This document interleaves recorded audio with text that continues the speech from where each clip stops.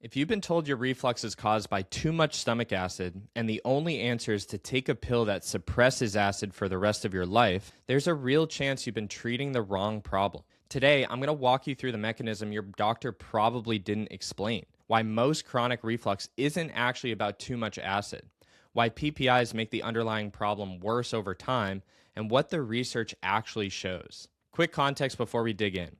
I was prescribed PPIs in my early 20s for chronic acid reflux. I took them for years. Eventually, I started reading the research, ran my own experiments on what worked, and figured out the picture my doctor never explained. The reflux was real, but the treatment was wrong. This video is the explanation I wish someone had given me when I was 22. It's based on peer-reviewed studies, and all the links are in the description. Here's what we're covering. The mechanism, why reflux actually happens, and why low acid is more often the cause than high acid.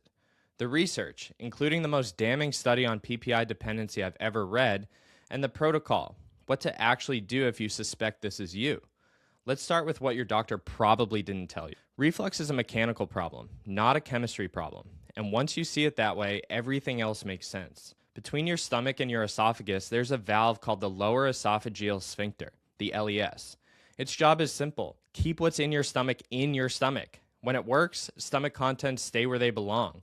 When it doesn't, you get reflux. Two things keep the LES closed: pressure from below, how much is in your stomach pushing against the valve, and the pH gradient, the acidity in your stomach that signals the valve to stay shut.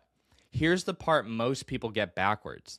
The LES is triggered to close by adequate stomach acid. And when your stomach acid is in the normal range, pH 1 to 3, the valve gets the chemical signal and clamps tight. When your stomach acid is too low, the valve gets a weak signal. It becomes lax. It doesn't seal properly. Now that's where it compounds. Low stomach acid doesn't just weaken the valve. It also means your food isn't digested properly. Instead of being broken down by the acid, the food sits in the stomach and starts to ferment. Fermentation produces gas. That gas creates pressure. That pressure pushes up against an already lax valve. What escapes through the valve is a small amount of acid. What little acid is still in the stomach, going where it doesn't belong, up into the esophagus. That's the burning sensation you feel. That's heartburn. So the burn isn't from too much acid. The burn is from a small amount of acid in the wrong place, escaping through a valve that wasn't strong enough to hold it back because there wasn't enough acid to begin with. This is well documented in the gastroenterology literature. The Cleveland Clinic openly states that symptoms commonly attributed to high stomach acid, including heartburn and reflux, may actually stem from hypochlorhydria. That's the medical term for low stomach acid. There are several common drivers of low stomach acid. Aging, acid output naturally declines after age 40 and accelerates after 65. Chronic stress, which downregulates digestive function. H. pylori infection, which actively suppresses acid production as a survival mechanism. And most relevant to this video, long-term use of acid-suppressing medications, which brings us to PPIs. Proton pump inhibitors, omeprazole, esomeprazole, pantoprazole, the whole family, work by blocking parietal cells in your stomach from producing acid. They don't reduce inflammation. They don't repair the valve. They don't fix the food digestion problem. They just turn down the acid further. In the short term, less acid in the stomach means less acid can escape, so symptoms go quiet. The drug works, but three things are getting worse underneath. 1, the LES function degrades further. Even less acid means even weaker close signal. The valve gets progressively lax over time. 2, bacterial overgrowth in the small intestine, SIBO, becomes more likely. Stomach acid is your first defense against bacteria coming in with food. Suppress the acid, and bacteria that should have died in the stomach now migrate up into the small intestine where they don't belong. 3, nutrient absorption declines. B12, calcium, magnesium, zinc, iron all require adequate stomach acid to be properly absorbed. Long-term PPI use means a slow accumulating deficit. So the medication that quieted your symptom is now actively making the underlying mechanism worse. The valve is more lax, the bacteria are out of place, the nutrients aren't absorbing. And then when you try to come off, you hit something the literature calls rebound acid hypersecretion, which brings us to the research. 3 studies you need to know about. Study number 1, Published in 2009 in the Journal of Gastroenterology, the flagship publication of the American Gastroenterology Association. Dr. Christina Reimer and her team ran a randomized, double-blind, placebo-controlled trial, 120 healthy volunteers. None of them had reflux at the start of the study. Half were given 8 weeks of esomeprazole at 40 milligrams per day. The other half got placebo. Then they stopped the medication. 40 to 50% of the people who'd been on the PPI developed acid-related symptoms after stopping. Heartburn, acid regurgitation, dyspepsia. Symptoms they did not have before the drug, caused by the drug. The mechanism is well established. When the PPI blocks acid production for weeks at a time, the body compensates by ramping up a hormone called gastrin. Gastrin tells the stomach to make more acid. When the drug is removed, the gastrin is still elevated and the parietal cells overshoot. You get more acid production than what you started with. That's rebound acid hypersecretion. Study 2, a 2024 systematic review by Dr. Einar Bjornsson at the University of Iceland, looked at the entire body of evidence on PPI rebound hypersecretion since the original finding. The 2024 review confirms what Reimer found in 2009. Studies show acid secretion remains elevated 8 weeks or more after PPI discontinuation. The researchers raised the explicit question in the paper title, "Are PPIs addictive?"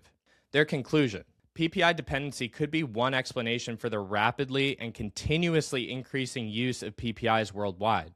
The drug may be creating its own market through chemical dependence. Study 3, a 2025 meta-analysis of 29 students, over 6,500 patients. People on long-term PPIs had nearly double the rate of SIBO compared to people not on them. And every additional month of PPI therapy added a 4.27% compounding increase in risk. So what do you do with this? 3-step framework in order before you accept that your reflux is a too much acid problem. Step 1, pattern check. Ask yourself these 3 questions. Does your reflux get worse the longer you've been on a PPI? Did stopping a PPI in the past make your symptoms come back worse than before? Do you have other symptoms that suggest low acid, like bloating after meals, undigested food in your stool, brittle nails, hair thinning, frequent infections? 2 or more of those, and you're likely looking at low acid. Step 2, the at-home baking soda test cited by the Cleveland Clinic. Not diagnostic, but it's a useful free signal. First thing in the morning on an empty stomach, 1/4 teaspoon of baking soda in 4 ounces of water. Drink it and then time how long until you burp. Under 2 minutes, your acid is likely adequate. 2 to 5 minutes, it's borderline. Over 5 minutes or no burp at all, that's a strong signal of low acid. Again, not a diagnostic, but if you're considering a PPI for life, it's worth knowing what your free at-home signal says before you commit. Step 3, if steps 1 and 2 point toward low acid, work with a functional or integrative practitioner on a tapered approach. That includes a slow PPI taper if you're currently on one. Never cold turkey. I'll put my PPI discontinuation protocol in the description. It includes targeted nutrient support, zinc, B complex, sometimes betaine HCl under supervision, gut barrier support, and critically, addressing root causes, H. pylori, SIBO, chronic stress, instead of just changing which medication you're on. 3 questions I get every time I explain this. 1, my doctor says my acid is high. How could it be low? Almost no doctor measures actual stomach acid output. It's possible, the Heidelberg pH test, gastric pH probes, but rarely ordered. Most high acid diagnoses are inferred from the presence of burning, not measured.